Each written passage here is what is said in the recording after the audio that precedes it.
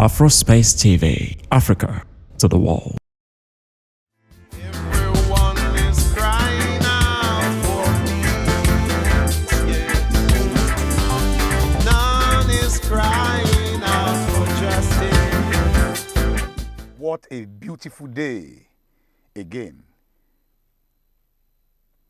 to welcome you back on this beat Dialog Platform on Afrospace TV. Viewers, you can also join us on YouTube and Facebook. This beautiful morning, we are looking at insecurity, sectionalism, favoritism, and the national question, matters arising. In the words of Kongi, Professor Wole Soyinka, he said, the number one condition of humanity is justice. Everybody is talking about peace. No one is talking about justice. As justice on permanent sabbatical in Nigeria, I have my guest ready. Is an ICT guru, an activist of no mean repute.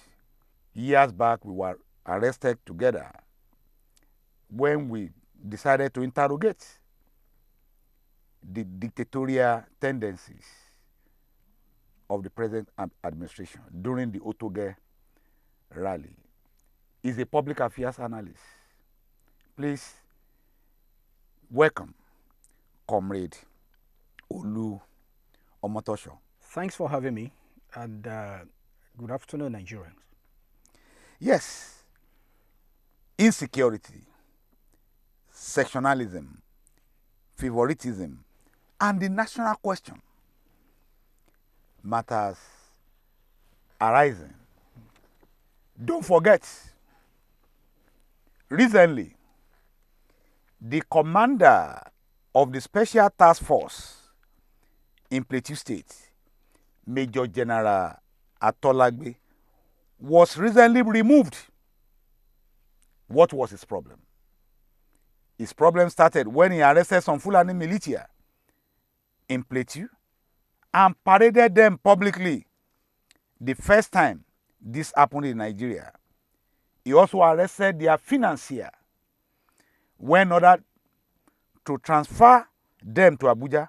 He refused, suspecting they might be released.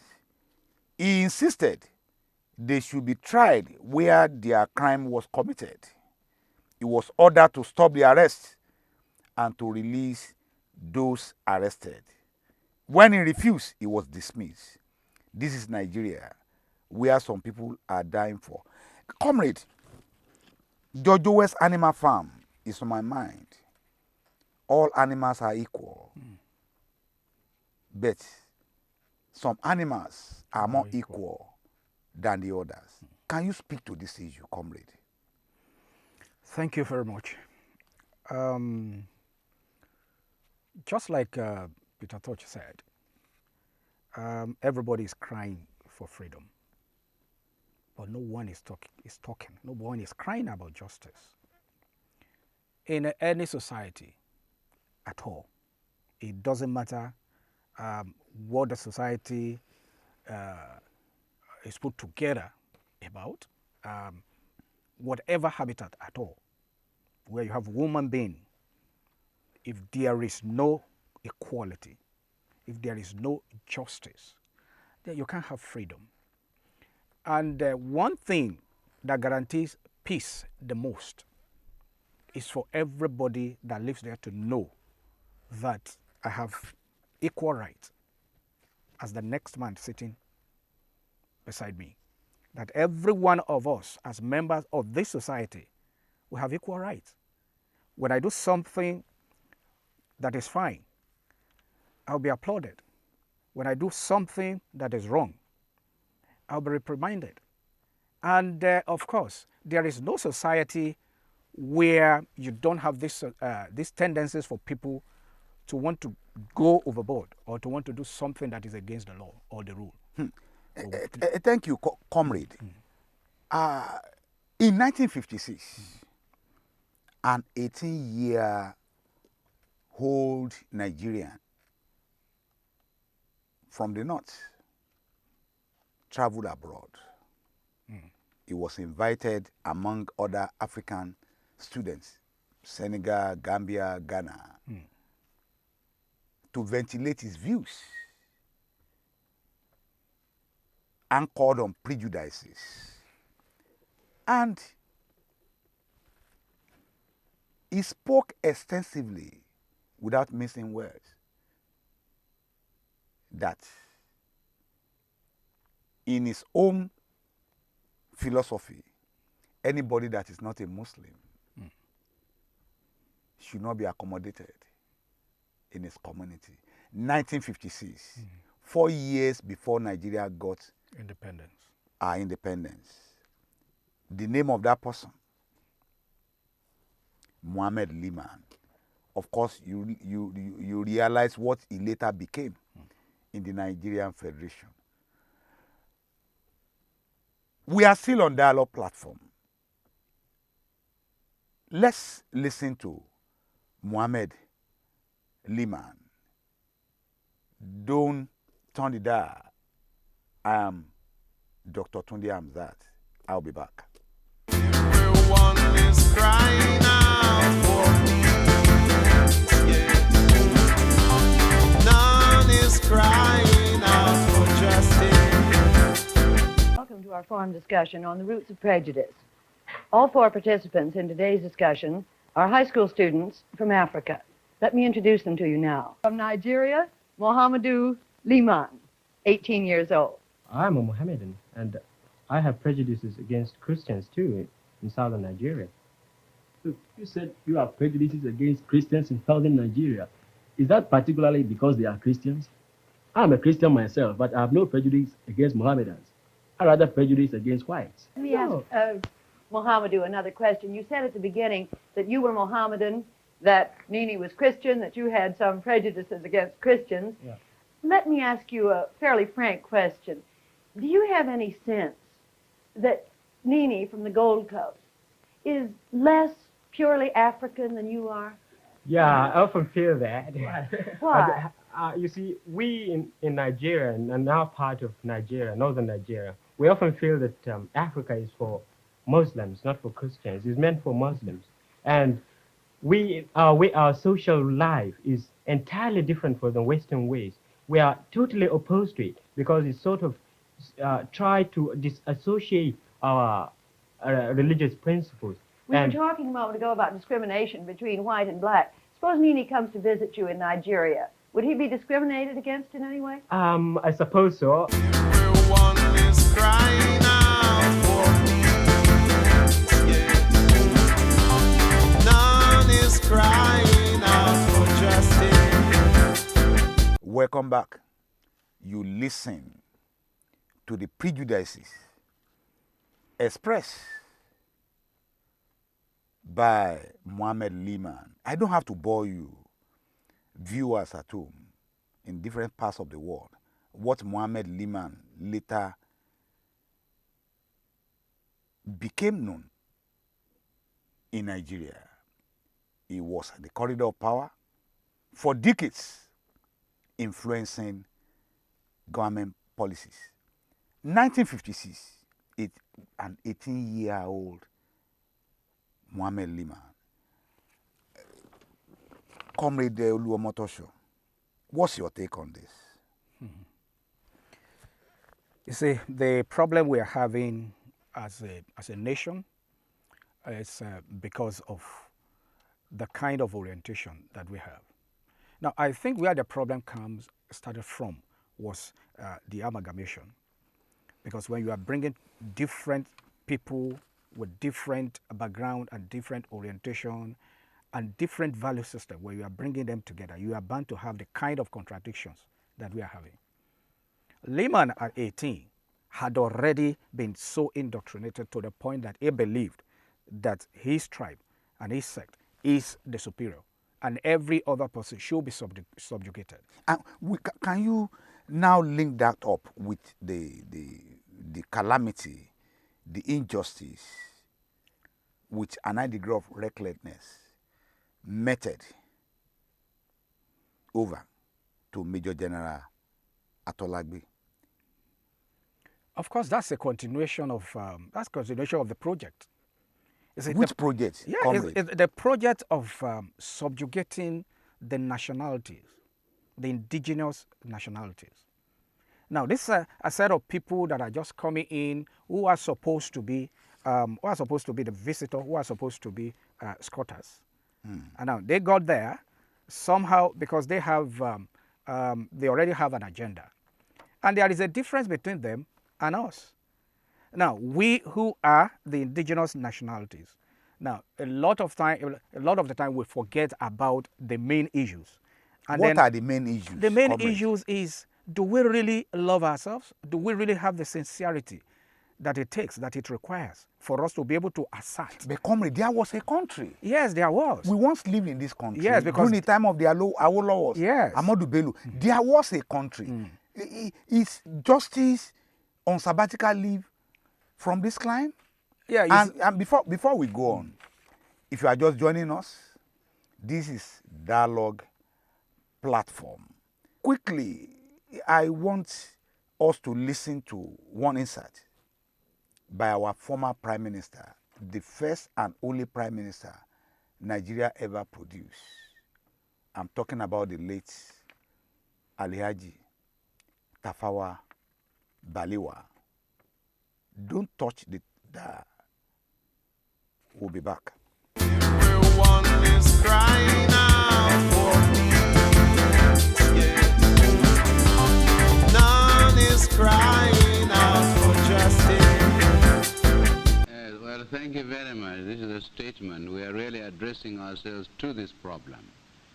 And in fact, we regard it as our duty to try to remove all this racial discrimination wherever it is, and that a man should not be honored or a man should be treated not on the color of his skin, but on what he is.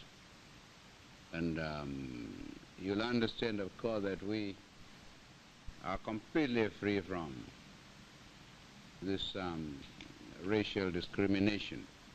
And we don't like it, and we don't hesitate to tell the people who are in a position to see that it is completely removed. We tell them every time. And I think I have, when I addressed the House of Representatives in Washington, I told them of this, of our view. And I hope that at the same time, you see, wherever we are, colored or uncolored, I think everybody is colored in the world, I must tell you this. There is no colorless man in the world. You see, everybody is colored according to me. I regard myself either I'm black or red or green, equal to anybody else. And I don't feel, I don't have this inferiority complex, and I think everybody is colored. White is color, red is color, pink, brown, all this is color. But I think there is another point of it, you see. Also the colored people, wherever they are, they should also behave in such a way that they shouldn't be discriminated against. It's very important. Welcome back. Thanks for joining us. I still have in the studio with me Comrade Oluwamotosho. Comrade Oluwamotosho, you listen to that golden voice. Tafawa Balewa, who became Prime Minister 4 years after Mohammed Liman exhibited that prejudices against non-Muslims, against non-Northerners. You listen to the former Prime Minister. Can you really weigh in and contextualize seeing the two? Because some people are saying, oh, everybody from the north That was the era where. When Nigeria walked. Please, 1 minute. You see, in the days when they were, preparatory to our independence, we have leaders. We have more leaders who have the sincerity of working together. And then shortly after, post independence, also we still have some of them that still have the mind of this togetherness and then oneness. But unfortunately, that was not actually what they were all programmed to do. They were programmed for a total takeover. And of course, this began, and if you listen to Tafawa Balewa speak, you will understand that his orientation, from his accent, you will know that it doesn't belong here. It's not. It has a different orientation that is different from what the people that we have after him and up until now that they have. So he believes in working together. But somehow, just a few of them had that belief. But more of the people believe in the original project, the original agenda, which is to say, yeah, this is a a fertile land. This is a place where we can assert and then bring all the people under, and then we'll be able to rule over them. Now, Sunday Igboho is on my mind. Few days ago, his house was raided in Ibadan. People were killed. It took almost 24 hours before the DSS came up to issue a press statement.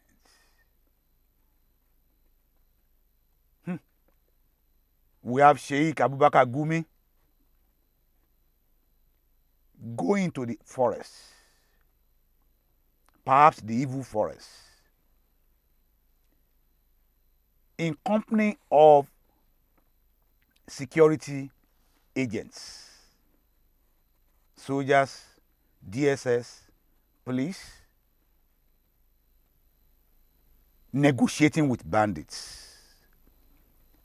We've seen pictures of terrorists in photo ops with sitting governors. We have seen them rehabilitated.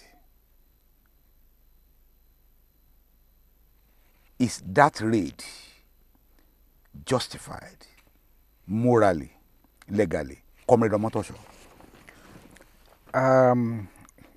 That's a show of it's a show of shame. Show of shame? Yes. And as a matter of fact, that is something that should be least expected in a modern society. We have rule, we have laws that stipulate how things should be done in a decent society.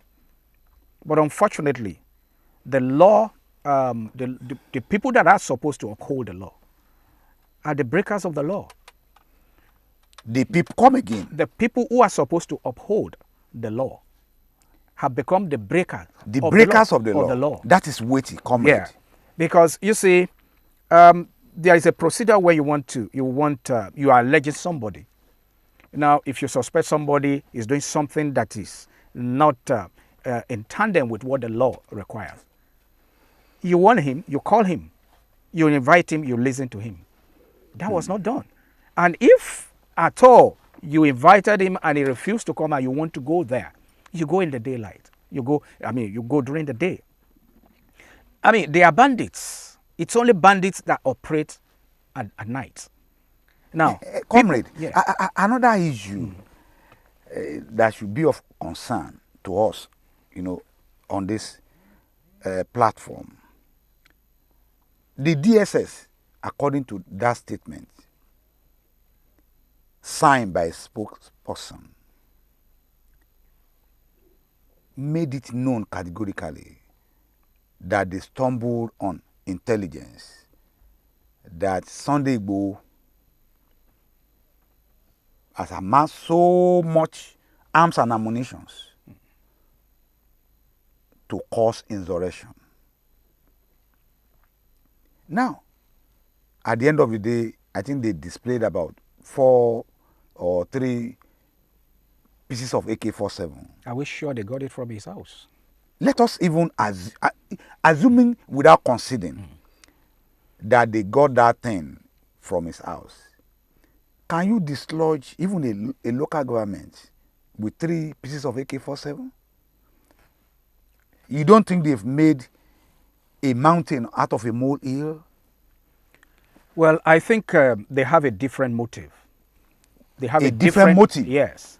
The motive, Tell me the motive. The motive was to go there and liquidate this guy. Liquidate him. And then disappear. And then the following morning, give a narrative that unknown gunmen had gone there to check the guy out. That would have been a repeat of the unknown soldier saga. Yes, that would have been the story. But unfortunately for Sunday, he escaped. They couldn't get him. And because they had to arrest some people, so it became very, very difficult for them to conceal. And that's the reason it took them so long for them to come out to say, look, we raided. We did it. We did it. So if they had succeeded in getting him down, we would not, nobody would have owned up. They will have told us, and of course there is something that we need to do. I think we, the people, need to begin to speak up even more than we do. They did these things during the time of the justices. The judges, they went into their homes at night, and then we made some noise, and then we kept quiet because there were no repercussions. The tragedy, yes, of the NSAS. Yeah.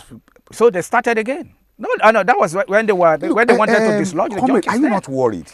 Because when you have people coming out in a non-violent manner to seek for self-determination, I quickly want our viewers to recollect what happened to that Muhammad Yusuf, that Boko Haram founder or whatever, who was liquidated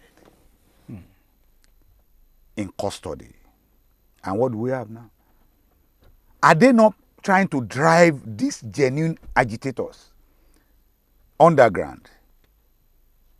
Comrade. Yeah, because we don't learn from history. We don't learn from history. No. And you see, one of the ills of this kind of the government that we have now is removing history, in the first instance, from the curriculum in the schools. Now I'm sure they brought it back. But if they know, if we learn from history, they will know that it will be very, very dangerous. These guys are out here and they are speaking. Everybody is hearing them. It will be very dangerous to drive them under again, because when you do that, then they become outlaws, and then they will be able to come. They will be able to recruit people like them, and then they become another challenge for the nation. And very unfortunate when you look at even this president that we have here. Now there is a video that is going around now that some people dug out when he was making a speech at one of these United Nations meeting, and he was talking about self-determination being, the right of the people. President Muhammadu Buhari said that. Then candidate Buhari. Yes, and now, unfortunately, everybody that is talking about self-determination is an enemy of the state. Is a secessionist, and it has become. It becomes an enemy of the state and must be liquidated. Thank you, Comrade Oluwamotosho. If you are just joining us, this is Dialog Platform. We are transmitting live from the Nelson Mandela Studio, Liberty Road, Ibadan, on Afrospace TV. You can also join this intellectual conversation on YouTube, Facebook. We have been examining insecurity, sectionalism, favoritism, and the national question matters arising. The southern governors met in Lagos recently, and they came out with a well articulated and loaded, communique, anchored on justice, fairness, equity. Less than 24 hours. Malam Sani Yabagi, the chairman of ADP, took them to the cleaners. Don't touch the dial. Let's listen to Malam Sani Yabagi. I'll be back. Everyone is crying out for peace. Yeah.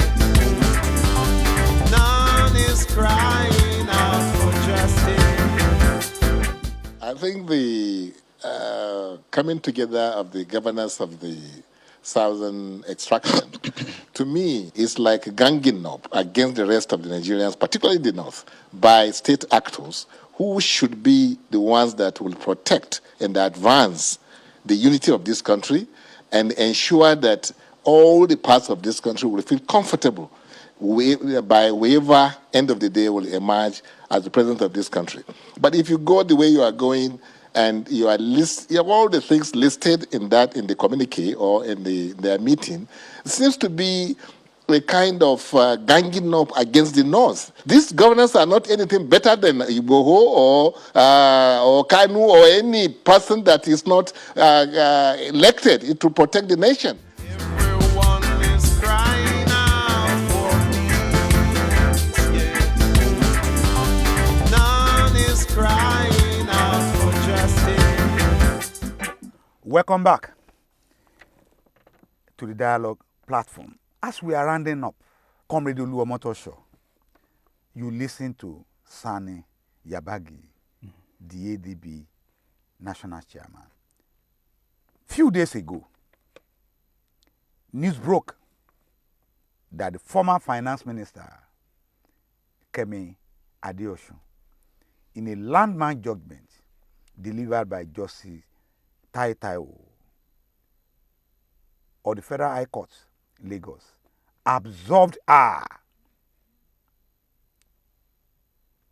of the allegation that she was not ab initio qualified to serve as Federal Minister of the Federal Republic because she did not undertake the mandatory 1-year National Youth Service program. She resigned honorably. Compare what happened to her with Malam Isa Patami, the Minister of Communication, who people dug into his past and traced his antecedents to terrorism. The federal government has even come out openly to defend the indefensible. Comrade Oluwamotosho, are you not worried? Is this not Animal Farm by George Orwell? Yes. In that epic novel, he said, all animals are equal. Some animals are more equal than the other. Are some Nigerians more Nigerian than the others? Comrade Oluwamotosho, as we round up. Well, it's a narrative, and it's something that had been revealed by that little boy of that time in 1956. Mohammed Liman. Yes, when he said that they are superior. That's exactly what he's telling us, that they are superior. And anybody from the other than outside of their clan And is religion. inferior. Now, if not that, and that's exactly what is playing out. Sunday Igboho is fighting for his people. He must be brought down. We have all these bandits, Boko Haram, and all of them. The herdsmen. They are moving. They are not even in their own area. They are encroaching on people's land. They will kill them. They will maim them. They will rape their women, and yet they have to be pampered. Sometimes they will even say, look, we have to empower them. It's because they have nothing to do. We have to use state money, state fund to pamper them. Some of them are even sent abroad, for education and things like that. Now, do we need any clearer statement that some animals are more equal than others? If I say yes here, I will be found guilty. Now, if they Guilty say yes, of what? I will be found guilty of trying to incite the people against the state. Now you are doing, government is not doing what I expect. Now it's going to become a law. It's going to become an offense for me now to come out and say, look, government is not doing what it should be doing. When you came campaigning, you told me that I should vote for you. When I do that, you're going to do this. You're going to do that. Now it's going promise to change. Yes, it's going to become an offense. Comrade, for me. are you asking for change from this government? You have a change to collect from them. I actually do not. But what I'm worried about is because I have already seen the kind of change that they have. Now, taking the change to the next level is more dangerous. As a matter of fact, it's nightmarish. Because I have to, if the change they promise to bring is giving us this kind of horror, and now they are saying they want to take the change to the next level. So that means the horror is going to be, I just hope it's going to be bearable. I just hope by the time they are done with us, we'll still have people to be able to call them to be able to say, okay, let's review what we have gone through. Comrade, honestly, for the constraint of time, we will have continued going on to really dissect these various issues confronting the Nigerian state. I must thank you very much, Comrade Oluwamotosho. Don't forget I told you he's an ICT expert, a human rights activist of no mean repute, a public affairs analyst, a social crusader. Comrade Oluwamotosho, thanks for coming. I hope we'll have some other time to do this again. It's something we have to do. I will be there. Viewers at home, don't forget, this is Dialog Platform. My name is Sunday Igboho, and this program wouldn't have been possible without the support of professionals behind the camera. I can't name them all. Sanyaolu, Habe, Feyi, and all others. You have been so wonderful. Until I come your way again in the next edition of Dialog Platform. Don't forget, we are transmitting live from Nelson Mandela Studio, Afro Space TV. You can join us on YouTube and Facebook. I still remain yours sincerely, Sunday Igboho. Bye-bye.